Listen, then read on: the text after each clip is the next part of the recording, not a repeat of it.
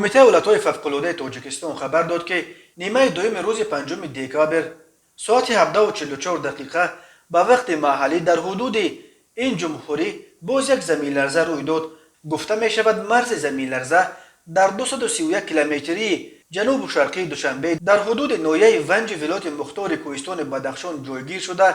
شدت زلزله در مرکزش 4 بال را تشکیل داده است. در نتیجه زمین لرزه یگان تلفات جانی یا خسارات به قید گرفته نشده است. گفته می شود در خبر کمیته ولایت‌های فوق‌العاده مرکزهای بین المللی زلزله نگاری خبر دادند که مرکز زمین لرزه اخیر در 13 کیلومتری غربی اشکاشم افغانستان در نزدیکی مرز با تاجیکستان جایگیر شده. شدتش طبق جدول ریختر 4.3 بال را تشکیل داده است.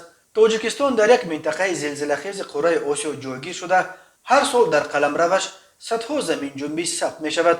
از جمله مرکزهای زلزله نگاری تنها در یک هفته آخر در قلمرو تاجیکستان 8 زمین لرزه شدتش طبق جدول ریختر از 1.5 بال زیاد، در یک ماه آخر 17 چنین زمین لرزه و در یک سال آخر 194 زمین لرزه را ثبت کردند. هفته گذشته در وادی رشت 3 زمین لرزه شدتشان از 4 بال بالا ثبت شده بود. یادآور می‌شویم دوم ایون سال جاری بر اثر زمین لرزه در وادی رشت 5 ساکن ناحیه تاجیک‌آباد به هلاکت رسیده.